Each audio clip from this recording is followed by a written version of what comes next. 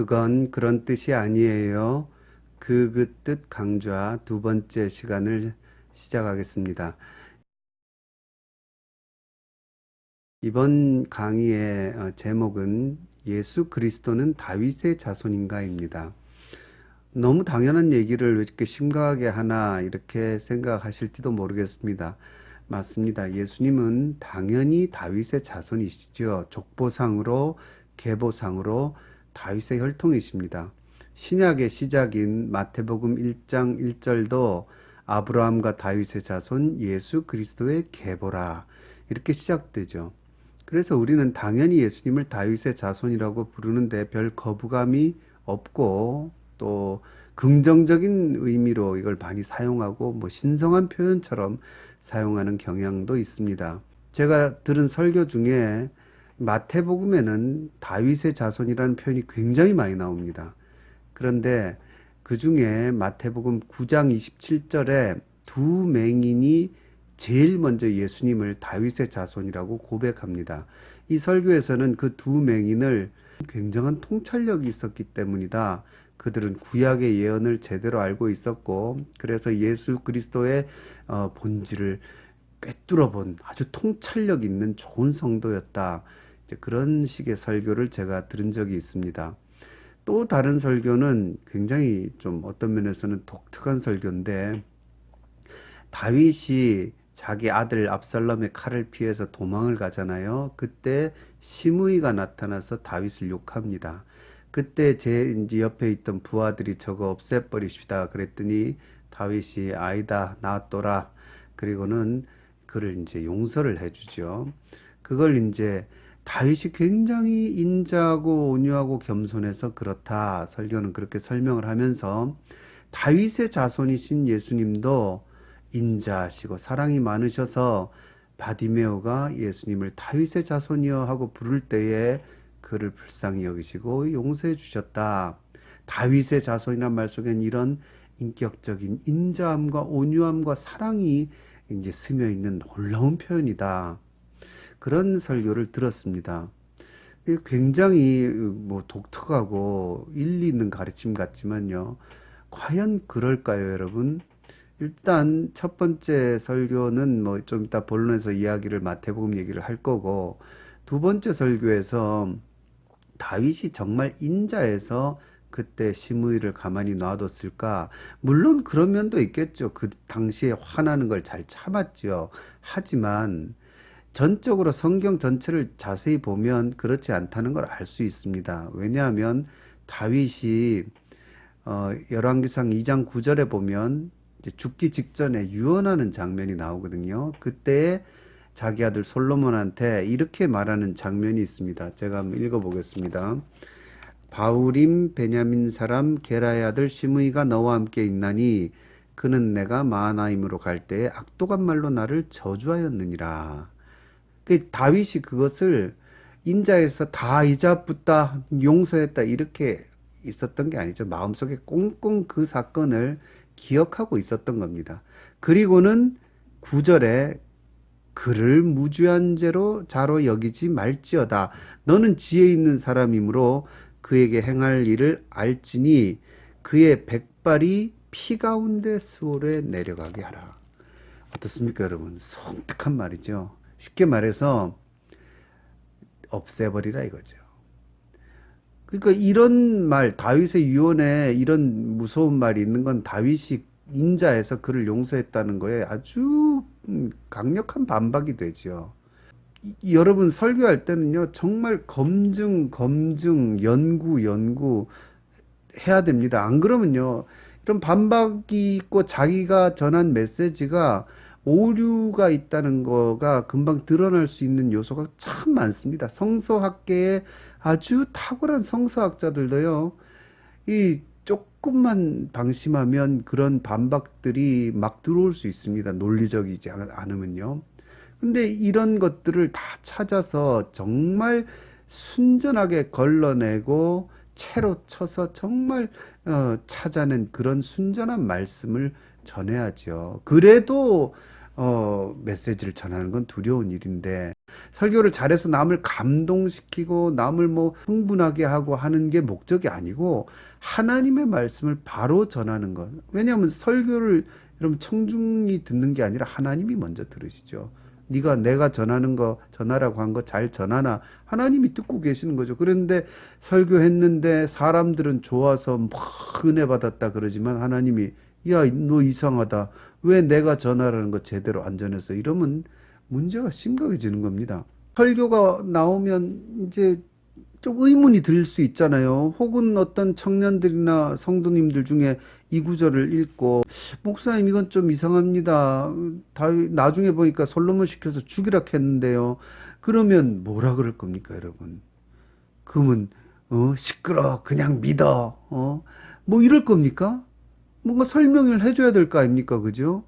근데 뭐 왜 교회 분란을 일으키냐 이 마귀야, 이런 식으로 나가면 안 되는 거죠. 제가 말하는 게 결코 과장이 아닙니다. 많은 청년들이 이런 일로 교회를 떠나고 하소연하는 걸 저도 많이 들었습니다.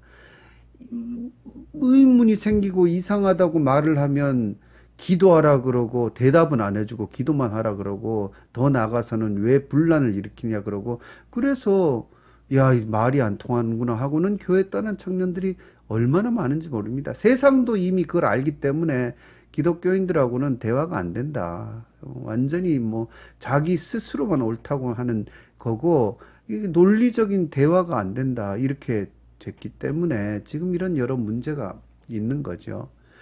성경을 정말로 자세히 읽으면, 꼼꼼히 읽으면 예수님을 함부로 다윗의 자손이라고 할 수 없습니다. 그 가장 큰 이유, 가장 눈에 딱 보면 알 수 있는 이유를 제가 말씀드리겠습니다. 예수님 자신이 나를 다윗의 자손이라고 부르지 말라 하셨습니다. 그건 잘못된 것이기 때문에 그렇게 부르면 안 된다고 하셨죠. 그럼 그게 어디 나옵니까? 마태복음 22장 45절에 예수님 이렇게 말씀하시죠. 다윗이 그리스도를 주라 칭하였은즉 어찌 그의 자손이 되겠느냐? 그리스도는 다윗의 자손이 아니라 이겁니다. 근데 이 말씀이 공관복음서 마태, 마가, 누가복음 모두에 다 나옵니다. 굉장히 중요한 거죠. 마태복음 22장 45절, 마가복음 12장 37절, 누가복음 20장 44절에 거의 같은 내용으로 그리스도는 다윗의 자손이 아니라고 예수님이 친히 본인의 입으로 가르쳐 주고 계십니다. 뭐 나중에 다른 강의 때 나오겠지만 요한복음에는 없지 않습니까? 요한복음은요 더 살벌한 말이 나옵니다. 아브라함과 다윗의 자손 예수 그리스도시잖아요. 근데 요한복음 8장 58절에는 아브라함이 나기 전부터 내가 있었다, 예수님 그렇게 발표하신 장면이 나오죠. 그러니까 다윗의 자손이 아니라고 예수님이 스스로 하신 이 선언은 정말 중요한 말씀입니다. 굳이 예수님이 우리에게 주신 말씀인데, 굳이 우리가 그럼에도 불구하고 다윗의 자손은 좋은 표현이라고 사용하면 그건 문제가 있지 않습니까? 뭐 아님 말고 이런 식으로 넘어갈 게 아니라는 거죠. 예수님이 꼭 집어서 그리스도, 예수 그리스도는 다윗의 자손이 아니야, 이렇게 말씀하신 거죠. 근데 뭐 좋은 게 좋은 거니까 그냥 뭐 쓸 수도 있는 거 아닙니까? 여러분, 그건 신앙이 아닙니다. 예를 들어서 누가복음에 보면요, 누가복음 20장 41절에는 이렇게 나옵니다. 예수님이 이 이야기의 시작을 사람들이 어찌하여 그리스도를 다윗의 자손이라고 하느냐, 예수님이 반박하시는 거예요. 야, 도대체 왜 자꾸 그리스도를 다윗의 자손이라고 하느냐? 이거 지금 이 시대에 우리한테도 예수님이 똑같이 하시는 말씀입니다. 너가 왜 자꾸 나보고 다윗의 자손이라고 하느냐? 그리고는 뭐라 그럽니까? 다윗이 그리스도를 주라 칭하였은즉 어찌 그의 자손이 되겠느냐? 예수님이 그렇게 말씀하시는 겁니다. 그러니까 그거를 귀담아 안 듣는 교회가 무슨 주님의 종입니까? 우리가 주님이라고 하면 주인님이란 뜻 아닙니까? 그죠? 주인님이 주권을 갖고 계시고 종은 따르는 존재인데, 그냥 여러분 요한복음에 보면 왜 예수님이 오병이어의 기적 일으킨 다음에 억지로 임금 삼으려고 하지 않습니까? 그러니까 예수님이 혼자 산으로 그들을 버리고 떠나가세요. 그러니까 억지로 임금 삼을 때 왜 억지로 자꾸 임금 삼으려고 그러냐? 아이고, 예수님 임금 좋은 거 아닙니까? 좋은 게 좋은 거죠. 하고 임금 내한테는 좋은 거죠. 예수님을 안 원하셔도 내한테 좋은 거니까 좋은 거라고 밀어붙이는 게 그게 무슨 그리스도의 종이요 그리스도를 따르는 성도들입니까?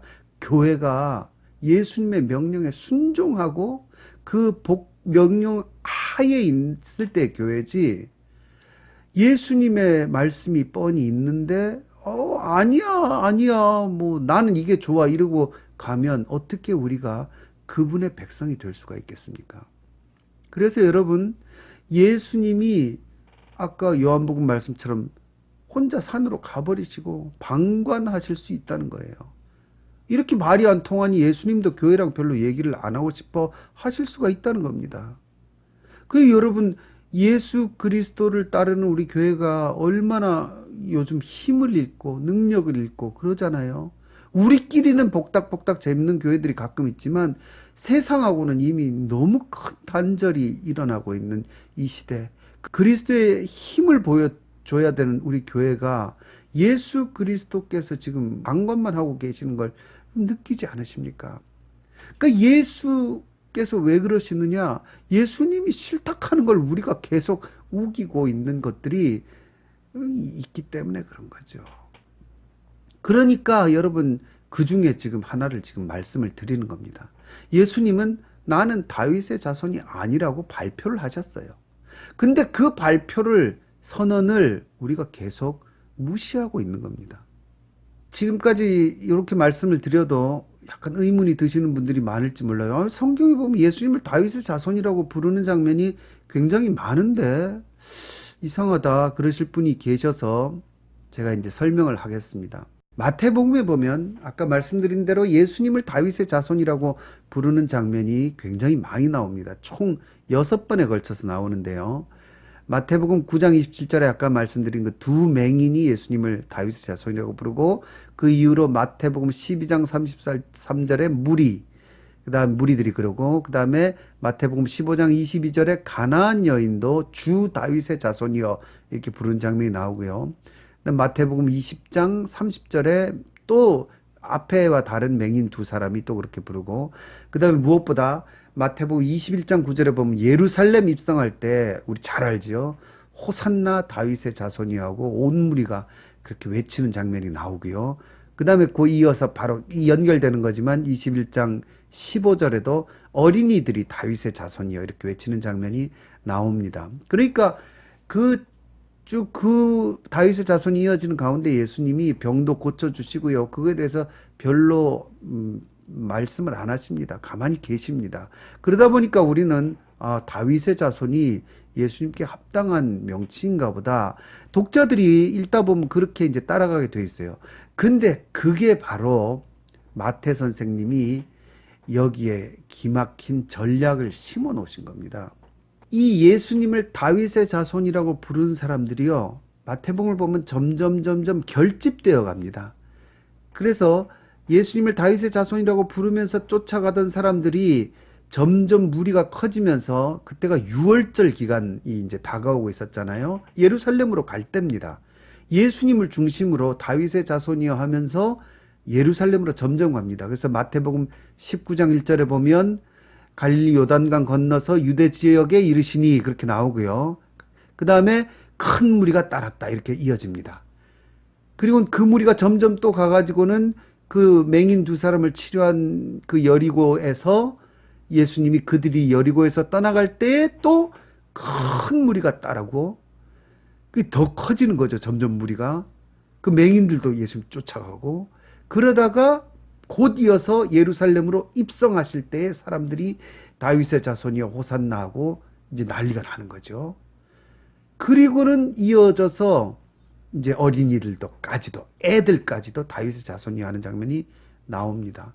그러니까 당연히 다윗의 자손이라는 표현이 가슴 뜨겁게 하는 표현으로 지금 묘사가 되고 있는데, 문제가 뭐냐면 그런 묘사가 이어지는 가운데에 여러분, 이 모든 게요, 반전을 위한 작전이었다는 거죠. 여러분, 우리 뭐 반전 좋아하잖아요. 그러니까 뭐 한때 세상을 뒤집었던 뭐 귀신 영화 떠다리들 영화지만 식스센스라든지 디 아더즈라든지 뭐 또 뭐 유주얼 서스펙트 이런 영화 보면 앞에서 계속 사람들이 당연히 이럴 거다, 이게 맞네 하고 생각하고 가던 그 일반적인 생각이 쭉 쌓여가서 나중에는 정말 그렇다 확실히 믿어 의심치 않게 되는 어떤 순간까지 관객을 몰아붙였다가 뒤에 한 방에 확 무너뜨리죠. 그래서 뭐 이른바 멘붕에 빠지게 만드는 거죠. 그 마찬가지입니다. 마태 선생님이 지금 마태복음을 이 다윗의 자손이라는 모티프를 이용해서 그렇게 이어가고 있는 겁니다. 그 계속 두 명인 때부터 점점 다윗의 자손 해도 예수님이 별 말씀을 안 하세요. 심지어 약간 긍정하시는 것처럼 나오죠.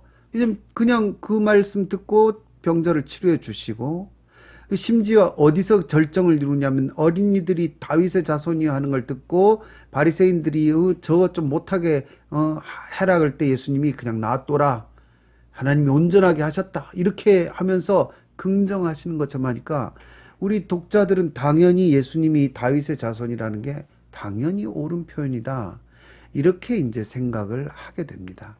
하지만 그 생각이 바로 이어서 예수님이 성전 안에서 논쟁을 하실 때에 그렇게 성전에, 예루살렘의 성전에 다윗의 자손으로 입성하신 것 같은 예수님이 한 방에 날려보내시는 겁니다. 다 모아가지고 그들이 모인 자리에서 예수님이 뭐라 그러십니까? 다윗이 그리스도를 주라 칭하였은즉 어찌 그리스도가 그의 자손이 되겠느냐?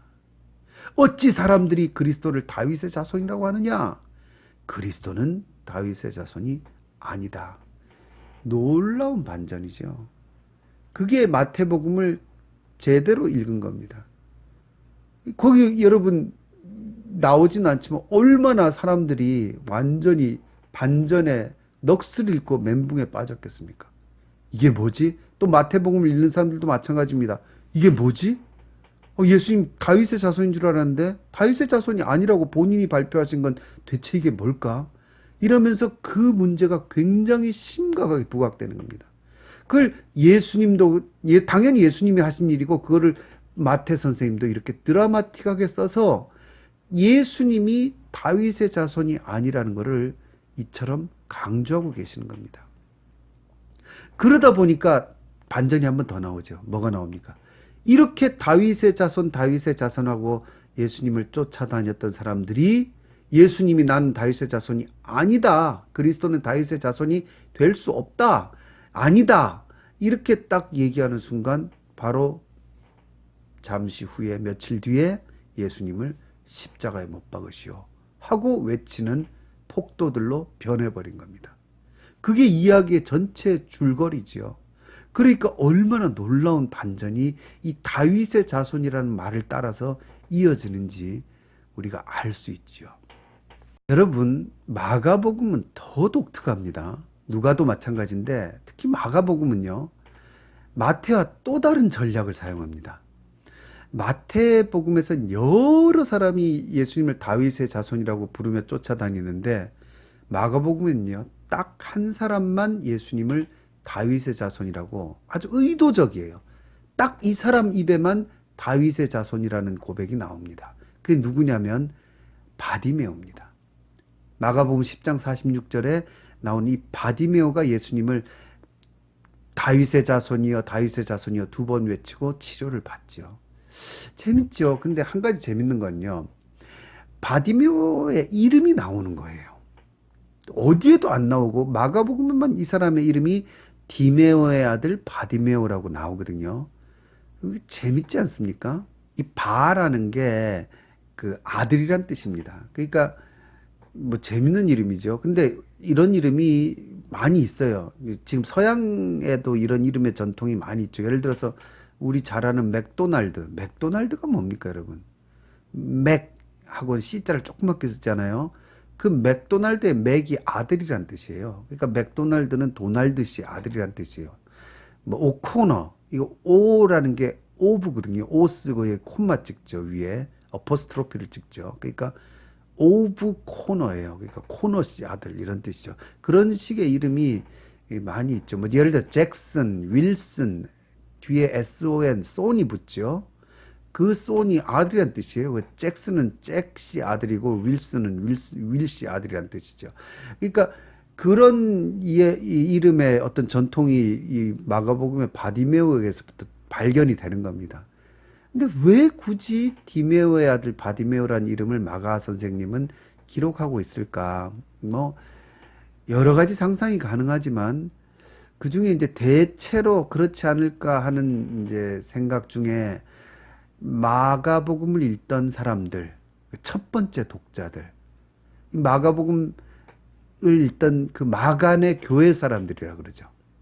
그 사람들이 아마 바디메오나 혹은 디메오를 알았을 확률이 있지 않나. 아니면 아예 더 직접적으로는 그들 중에 이 가족, 디메오나 바디메오 혹은 그 가족이나 연관된 사람이 같이 있지 않았을까. 친숙한 이름이라는 거죠.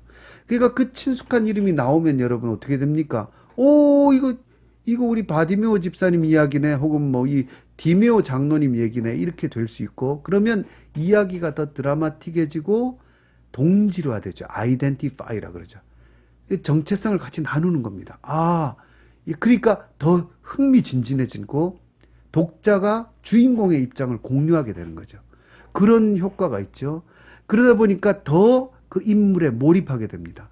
근데 그렇게 인물에 몰입하게 되면요, 어떻게 되냐면 이 바디메오라는 사람이 예수님께 다윗의 자손이라고 외치잖아요. 그럼 그 장면에서 다윗의 자손이여 다윗의 자손이여 외치다가 예수님께 치료를 받으니까 오, 예수님은 다윗의 자손이라고 부르는 게 이게 옳은 표현이구나 하는 게 먼저 딱 들어옵니다. 그리고 예수님은 다윗의 자손이구나 하는 생각을 가지고 이야기를 따라가게 돼요. 바디메오와 같이. 그 친숙한 바디메오와 같이 가게 되는데 놀랍게도 바디메오가 예수님을 병 고침받고는 길에서 쫓으니라 이렇게 나와요. 우리 이거 나오면 이제 꼭 제자도라는 데서 이제 이걸 많이 적용하고 설교하는데 또 다른 중요한 기능이 있습니다. 그게 뭐냐면 예수님을 길에서 바로 쫓아갔어요. 어디 안 들르고 바로 쫓으니까 아까 마태복음에서도 봤지만 예수님을 따라 예루살렘으로 지금 큰 무리가 오고 있거든요. 그 무리에 합류했다는 겁니다. 그러니까 이후로 계속 예수님의 여정 속에 바디메오가 함께 있는 거예요. 그거를 독자들은, 성실하게 읽는 독자들은 그거를 체감하고 있습니다. 자기도 같이 따라가는 거예요. 바디메오가 돼서. 그래서 예루살렘 입성할 때를 거쳐서 예수님을 쫓아가는 거죠. 근데 문제는 뭐냐면요, 참 재밌는 게 아까 다윗의 자손을 바디메오만 했다 그랬잖아요. 근데 놀랍게도 마태복음에는 예루살렘 입성할 때 온 무리가 호산나 다윗의 자손이라고 예수님께 고백을 하는데요. 마가복음에서는 예수님께 무리들이 예루살렘 입성 때 호산나 다윗의 자손이라는 말을 안 합니다. 그리고 뭐라 그러냐면 그냥 오는 다윗의 나라여 이렇게만 고백합니다. 그러니까 다윗의 자손이라는 표현이 의도적으로 거기 안 들어가 있어요. 오직 다윗의 자손이라는 표현은 바디메오만 하는 거예요. 그리고는 예루살렘 입성한 뒤에 조금 있다가 어떻게 됩니까? 예수님이 나는 다윗의 자손이 아니라, 그 말을 듣는 자리에 누가 있습니까? 바디메오가 있는 거예요. 그 바디메오의 뭡니까? 경악하는 마음을 이해하실 수 있겠습니까? 성경에 안 적혀 있지만 독자들은 그걸 느끼죠. 왜? 바디메오가 자기하고 또 같이 동질화되어 있어요. 그래서 바디메오가 치료받고 그 기쁜 마음으로 다윗의 자손을 쫓아갔는데 다윗의 자손이 바디메오 있는 자리에서 뭐라 그러시냐면 나는 다윗의 자손이 아니다 그러는 거예요. 그러면 그걸 읽는 독자들도 같이 놀라게 되는 겁니다. 그러니까 마태복음과 다른 기법이지만 여기서 마찬가지로 바디메오의 눈과 귀를 통해서 예수님이 다윗의 자손이 아니라는 것을 이렇게 드라마틱하게 말하는 거예요. 그러니까 여러분 이게 다 무슨 의미입니까? 그만큼 예수님, 역사적으로 예수님이 실제로 그렇게 하신 건 말할 것도 없고 기록이 돼 있으니까요. 그 사실을 복음서 기자들까지 아주 중요한 이슈로 삼아서 이렇게 읽는 독자들, 성도들에게 각인시켜 주려고 글을 쓰셨다는 거예요. 그러니까 예수님부터 예수님의 이야기가 기록된 복음서 이야기까지 전부 다 예수님이 다윗의 자손이 아니라는 데에 아주 성경은 집중하고 있다는 겁니다. 그런 상황에서 예수님이 다윗의 자손이 아니라고 이렇게 예수님도 그렇고 복음서 기자들도 그렇고 이렇게 치밀하게 정말 어떤 충격 요법을 써서라도 전하려고 하는데 우리가 계속 그냥 뭐 내가 보기엔 좋은 표현인데 그러고는 다윗의 자손이라고 쓰는 거는 그래서 문제가 있다는 거죠. 여러분, 복음서가 왜 이렇게 심혈을 기울여서 다윗의 자손이 아니라고 이야기를 할까요? 여러분 아마 그 이유는 잘 아실 겁니다. 설교도 많이 들으셨고요.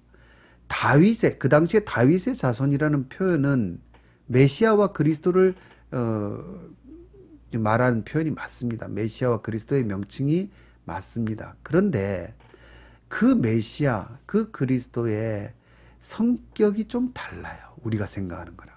그게 뭐냐면 당신은 식민지 사회였고요. 로마 압박 속에 있고 가난하고 배고프고 압제받던 시대예요.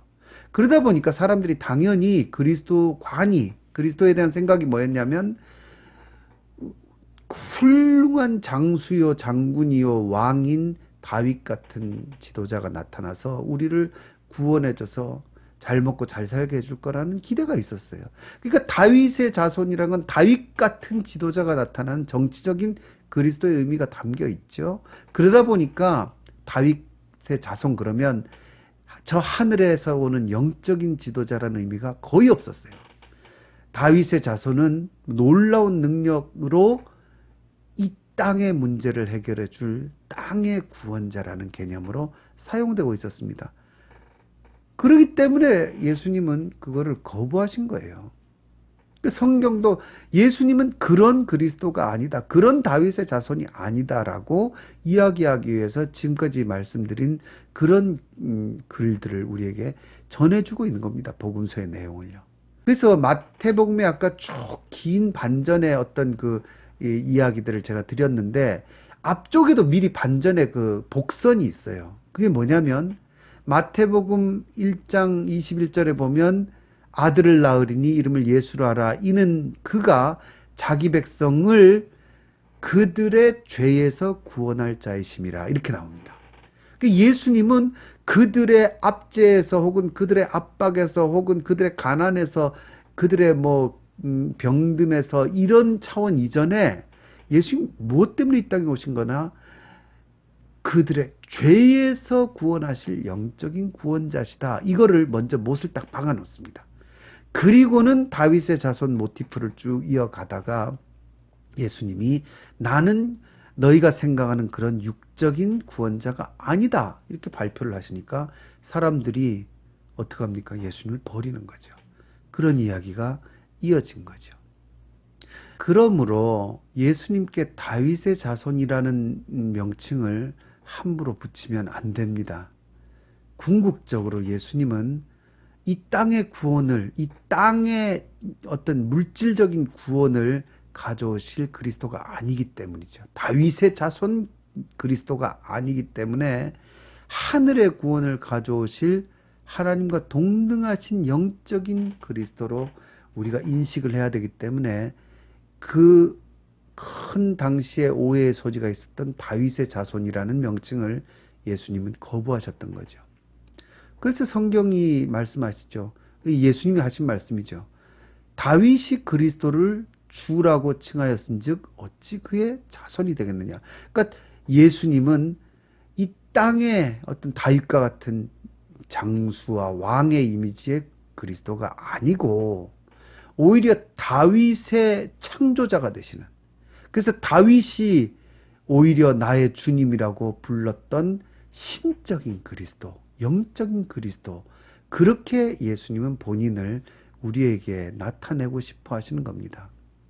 그래서 족보나 계보상으로 다윗 혈통인 건 당연하지만 그러나 예수님은 궁극적으로 그것보다 나는 다윗의 자손이 아니다. 오히려 다윗을 창조한 신적인 그리스도임을 말씀하고 계시는 겁니다. 제가 이거에 대한 더 확실한 증거를 보여드리겠습니다. 우리는 쉽게 예수님을 다윗의 자손이라고 하는 경향이 있지만요. 초대교회 때부터 사도님들과 성경의 기록자들은 예수님을 복음서에 나오는 이 이야기 속에 다윗의 자손이란 표현 빼고는요, 단 한 번도 예수님을 다윗의 자손이라고 부른 적이 없습니다. 그러니까 복음서 우리가 살펴본 이야기 말고는 다른 성경에 예수님을 다윗의 자손이라고 표현한 것이 하나도 없어요. 일부러 피한 게 분명합니다.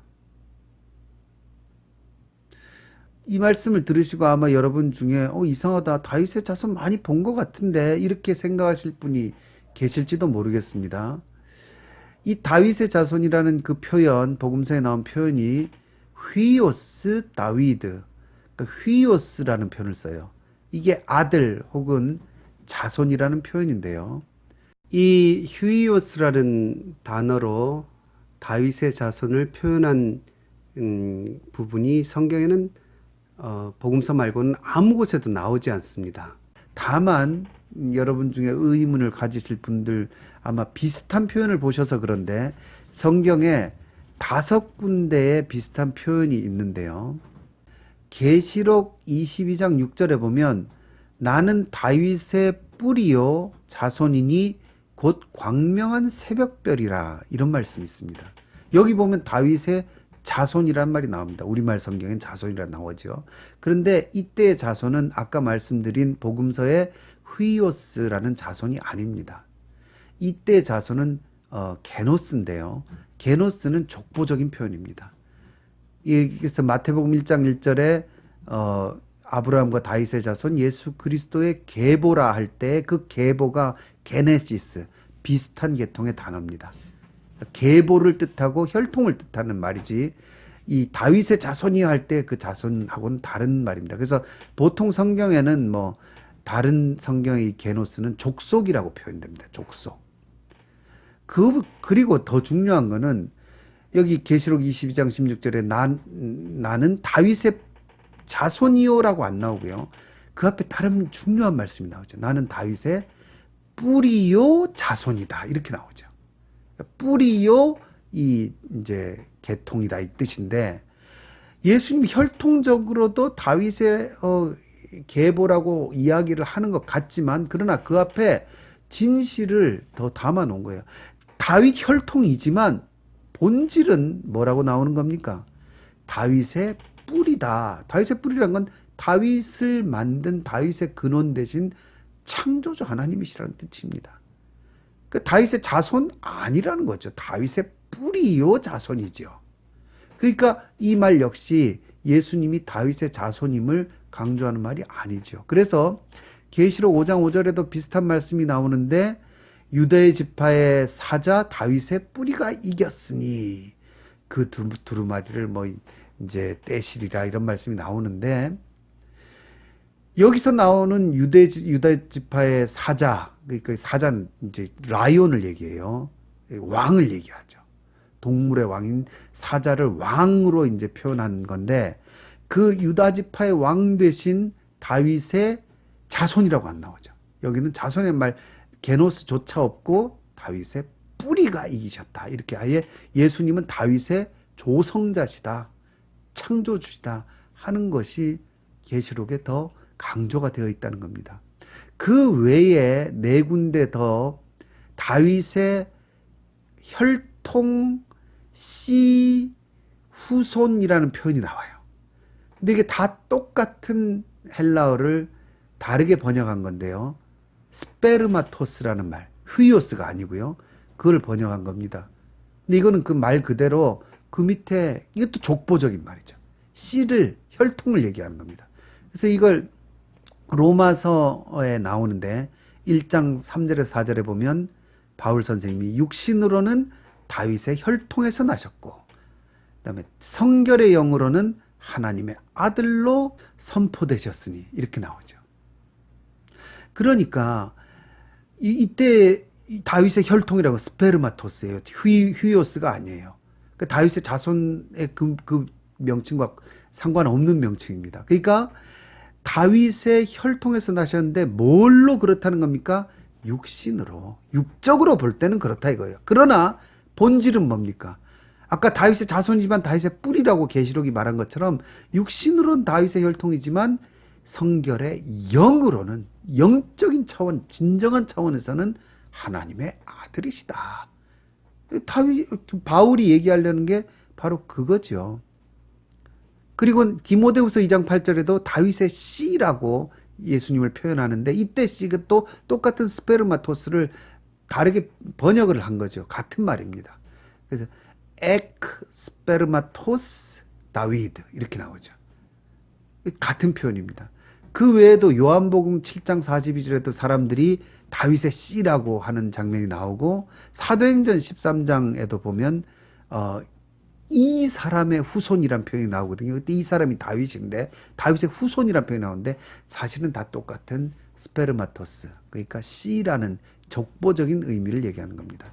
그러니까 결론적으로 예수님은 혈통적으로는 다윗의 자손이 맞지만 그러나 성경은 뭘 말하고 싶어 하냐면 혈통상 다윗의 자손으로서의 그리스도가 아니고 영적으로 본질적으로 예수님은 신적인 하나님의 아들이시요 신적인 그리스도시요 죄에서 인간을 구원하는 영적인 그리스도시라는 것을 그걸 말하려고 복음서뿐 아니라 이 성경이 기록되어 있다는 겁니다. 그리고는 뭐라 그러시냐면 다윗의 자손이라는 표현을 예수님도 그렇고 복음서의 기자들도 그렇고 쓰면 안 된다고 우리에게 가르쳐주고 계시는 겁니다. 그렇기 때문에 성경도 거부하고 우리 교회 역사도 사용하지 않았던 다윗의 자손이라는 이 명칭을 우리가 일부러 사용하는 건 문제가 있다는 겁니다. 그래서 여러분, 이 성경이 원하는 대로 성경이 가르치는 대로 이끌림을 받는 게 우리 성도들 아니겠습니까? 그러니까 성경의 뜻을 따라야죠. 성경 속에 이런 가르침이 있는 걸 알면 이제부터 하나씩 고쳐 나가야 되죠. 여러분, 우리 개신교가 뭡니까? 개신교는 개혁 신앙입니다. 끊임없이 개혁하고 개혁해 나가는 게 개신교입니다. 여러분, 여기 저 뉴욕하고 뉴저지를 잇는 그 동부의 명물이라는 조지 워싱턴 브리지라는 게 있습니다. 이게 뭐 거의 100년 가까이 됐는데 아직도 뭐 튼튼하게 잘 써서 아래 위로 어마어마한 차들이 다닌다 이렇게 이제 자랑을 하는데요. 거기에 이유가 있습니다. 왜냐하면 1년 365일 맨날 보수 공사를 합니다. 끝없이 한쪽에서는 공사를 하고 흠결을 찾아서 메우고 공사하고 수선하고 그렇게 해서 이게 기능을 하는 겁니다. 마찬가지로 우리의 강단이 그래야 됩니다. 계속 조금만 잘못이라고 생각하고 별거 아니라고 생각하고 이렇게 계속 쌓여가면요, 나중에 무너집니다. 큰 오류가 납니다. 가톨릭이 그걸 보여줬잖아요. 아주 작게 쌓인 오류가 1000년이 지나고 1500년이 지나니까 완전히 엉뚱한 가르침에 도달해 버리는 거죠. 관역에서 벗어나 버린 겁니다. 관역에서 벗어난 게 죄 아닙니까? 그러니까 여러분, 마틴 루터가 나와서 성경으로 검증하고 다시 성경으로, 오직 성경으로 돌아가서 다시 시작한 게 우리 개신교 아닙니까? 그렇게 말씀으로 돌아간 우리가 왜 옛날 가톨릭 비슷하게, 더 옛날 바리새파 비슷하게 이렇게 가냐 이거죠. 그러면 안 되죠. 그래서 제가 이 방송을 하는 이유가 그겁니다. 참 많이 망설이다가 시작을 했는데 작은 불씨라도 되고 싶어서 망설이다가 이 방송을 시작한 겁니다. 맨하탄에서 큰 정전이 있었다는 뉴스를 봤습니다.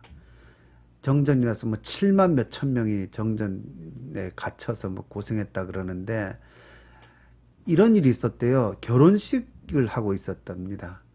그 결혼식장에서 신부 아버지가 신부 손을 잡고 와가지고 신랑한테 딱 인계를 하려는 순간 불이 나간 거예요. 그래서 사람들이, 하객들은 야, 이 뭐 재밌는 이벤트가 있나 보다 하고는 기대를 했다가 잠깐 있다가 아, 이게 정전이구나 한 걸 이제 깨달은 거죠.